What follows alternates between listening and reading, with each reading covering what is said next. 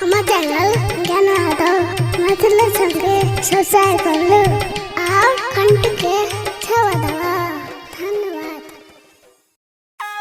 Recording by माँ Durga music माडर।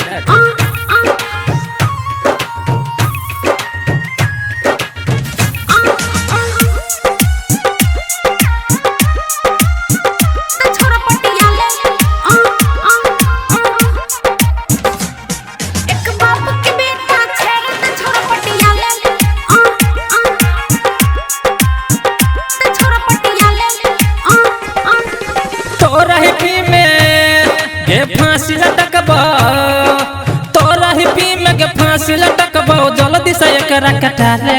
एक बाप के बेटा छरे त छोरा पटिया ले एक बाप के बेटा छरे त छोरा पटिया ले।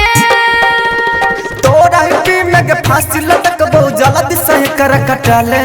एक बाप के बेटा छरे त छोरा पटिया ले एक बाप के बेटा छरे त छोरा पटिया ले।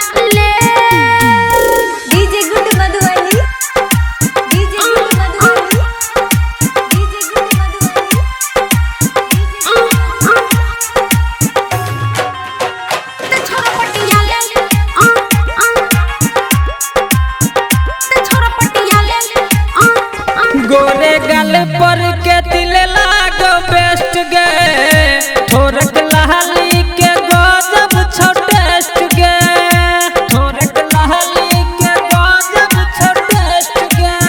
हाँ गोरे गाल पर के तिल लागो बेस्ट गे थोरक लहली के गजब छोटेस्ट गे। स्वर्ग के परी हम छिरे हसीना हमरा पटावल छुट तो पसीना। ए नन बोल गोरी चलो हमारा संग बाहरी में कुछ बतिया ले। एक बाप के बेटा छरे त छोरा पटिया ले एक बाप के बेटा छरे त छोरा पटिया ले।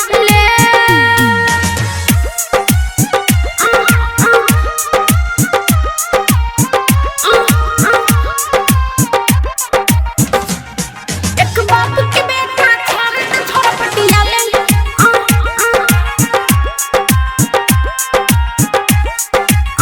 हाँ कतबो करबे जे छोरी परेशान गे छोड़बो कहिले नहीं पीना ने मान गे छोड़बो कहिले नहीं पीना ने मान गे। कतबो करबे तू छोरी परेशान गे छोड़बो कइले ने बिना ने मान गे। करुणे रे छोरा हमरा से चैलेंज कहियो बने बने अपन हस्बैंड। आही लगन में ब्याह जब चल गान सबाजी लगा ले। एक बाप के बेटा छरे त छोरा पटिया ले एक बाप के बेटा छरे त छोरा पटिया ले। DJ good Madhubani DJ good Madhubani DJ good Madhubani. एक बाप के बेटा छरे त छोरा पटिया ले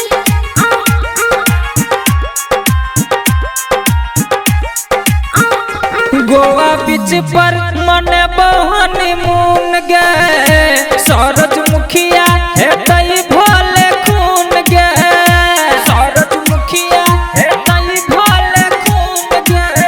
हाँ गोवा बीच पर मने बहानी मून गे सौरज मुखिया है तई भाले खून गे। करुणे रे बल जोरी को देबो केस मिल तुम खाइला हमर सनेस। राइटर रम एक बाल कहो चल हाथ से हाथ मिला ले।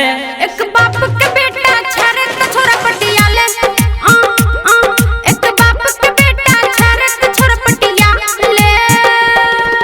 तोरा हिपी में के फांसी लटकबो जल्दी से कर कटा ले।